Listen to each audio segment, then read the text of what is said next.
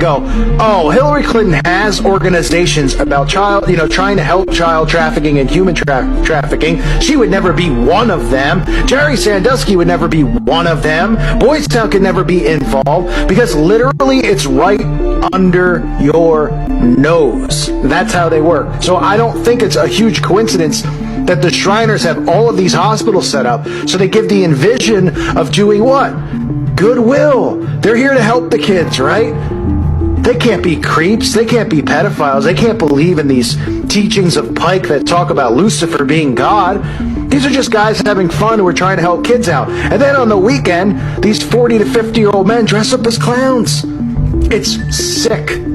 It's disturbing. So when a movie like It comes out, and it's a remake, again, right? What do we say? They remake these same things. They pay homage to themselves. They show you things in plain sight. And this is just mockery is what it is. Showing the Shriners who have a connection to Freemasonry, who are all Freemasons, I should say, because all Shriners are Masons. And then you have the clown in the movie who abducts the children. This is how they work. This is how they show stuff in plain sight. And you can see some of these photos. These are Shriners from around the United States of America, around the world, dressing up, and they use it as what? It's a cover for them to say, listen, we protect kids, we care about kids. They are being vigilant and are prepared to respond to any calls for clown sightings.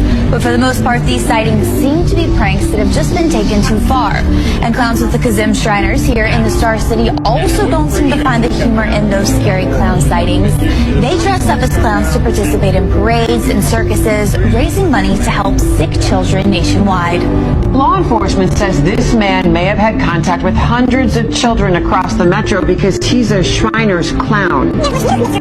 Because he's a Shriner's clown. 57-year-old Scott Robertson faces a federal charge of child porn possession. The man known to many as 57-year-old Scott Robertson is known to others, including children, as Stripes.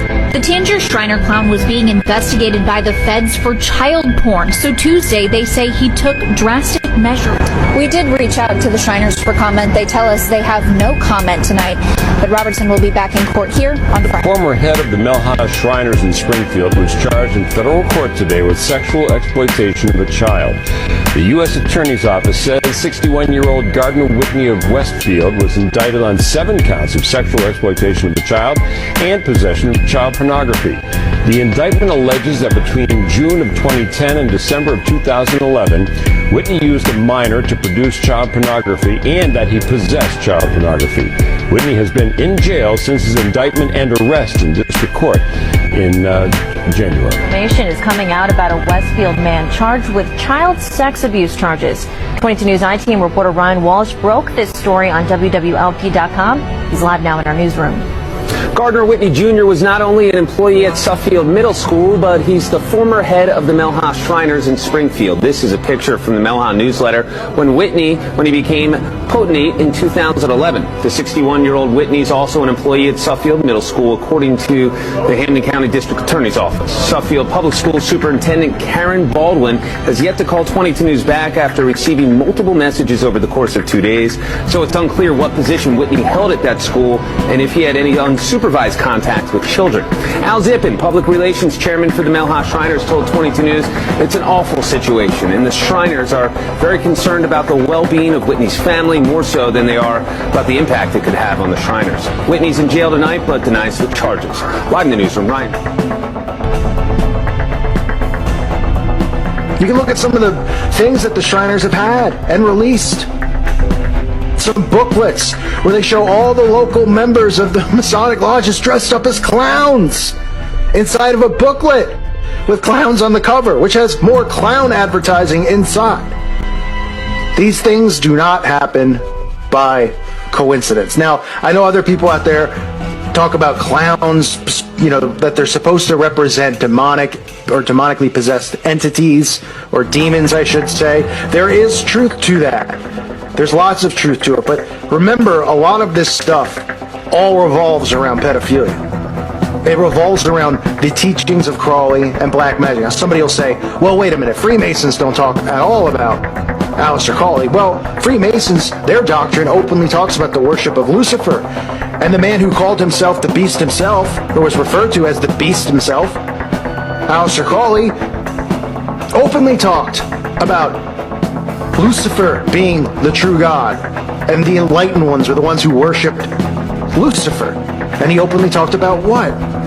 Pedophilia, and how a young child was the specific target, that they can actually drain the power and the energy from these young children, and they can live longer, and they can feel younger.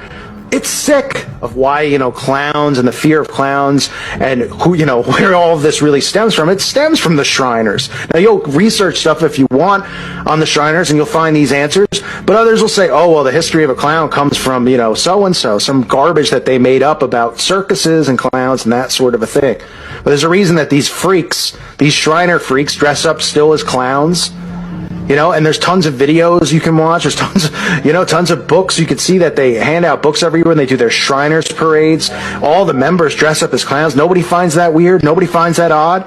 And then they have these children's hospitals. I mean, like I said, no one here is naive, and I'm not accusing anyone of anything. I'm saying just read between the lines, because these secret societies are the ones who are behind these pedo rings. These secret societies are the ones that are networked into the CIA.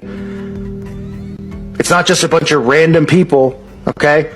It is a network. And you can see these disturbing photos of these grown men dressing up as clowns, pretending that it's all in good fun. And then, of course, right under their noses, what do they have? Well, they have tons of children's hospitals. It makes you think, doesn't it?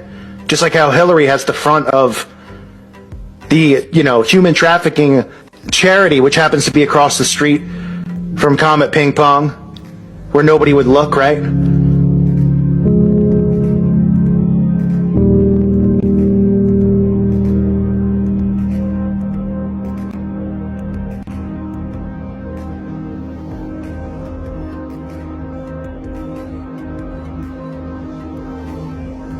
And today, as you may have gathered from the title, we are talking about the Shrine. This is a organization that is at the pinnacle of American Freemasonry. Within this organization called the Shrine, its full title is the Ancient Arabic Order of the Nobles of the Mystic Shrine. In other words, at the bottom, there are the three degrees of Blue Lodge. And I went through all of the stuff that I'm about to tell you. I am an eyewitness to what I'm about to discuss. So, you've got the three Blue Lodge degrees, which basically, if you know some guy who's a Master Mason, that's what he has done. Then after that, it branches off into York Rite or Scottish Rite. And each one of these has its own set of degrees. We're not going to really talk about that, except to say that the pinnacle of the York Rite is what is called the Knight Templar Commandery. At the pinnacle of the Scottish Rite is what is called the 32nd degree, the degree of Grand Sovereign Inspector General. Now, there you go. Beyond that, if you've gone through either of those things or both of them, which I, by the way, did, I went through both of those branches, if you will, then you're eligible, excuse me, to join the Shrine. And this is billed as the fun part of Masonry. If you've taken your kids to a parade, in your local community, you may have seen like Shriner clowns or the Shriners driving around in little motor cars, wearing their fezzes on, this kind of stuff. And this is considered fun. Mostly the people that joined the Shrine, the guys, they were usually better off Masons. They were successful in the community and so on. But I was, told that it was really a great thing to do and you could advance your career by joining the Shrine, because it was this fun club and you'd meet all these important guys and the drill. So anyway, I joined, and the problem is, what is this fun that we're talking about here? Well, first, fast food chains are among the largest meat buyers in the country, which means they can demand certain things from their supplies, like pushing meat producers to use antibiotics responsibly. The truth is, a chicken that's antibiotic-free, even if it's sick, is worth more than a healthy chicken that's been fed antibiotics, because they command a higher price if they're antibiotic-free. Out of 25 burger chains surveyed, 22 received an F grade for failing to make meaningful commitments to address antibiotic misuse in their beef supply chains. Those failing chains include Burger King, Sonic, and McDonald's, the largest purchaser of beef in the country. No burger chain got a grade in the B's or C's. Wendy's received a D- for making only a modest step. There's 300,000 children a year just here in this country, and we drain the blood and we mix it with the Passover blood, and then we throw the bodies into the slaughterhouses that we own, and we grind up all the bodies in the sausage and the hamburger. McDonald's is one of our favorite outlets, and the people, they eat it for breakfast, they eat it, their children for lunch. That's very interesting. I understand it, but I also know the bloodletting. I know that on your Passover, which isn't mine, that a lot of little children do disappear, and I do know that, and I know a lot of police departments and agencies have been informed, but you're very open. You're very open tonight. I'm very surprised that you're talking about the bloodletting of the little children, that you put their blood in the matzo balls, and that you eat it on sacrifice on Passover. Well, there was a Goyim that wrote a book about it back in the 30s. I forget his name at the moment. But anyway, he wrote the book. People didn't buy the book. People don't want to listen. We've been doing this for thousands and thousands of years, since down to Adam's time. We take the children of our enemy, which is the white race, and we bring them to the basements in the synagogues, where we drain the blood and watch them die there. It's very similar to how we do the sacrifices that we do with the kosher butchering. Low-life scum that screw little girls so the Jews can screw America. That's what's happening in this country. I just said it. That's what's going on in this country. And our FBI is corrupt. The Supreme Court is corrupt.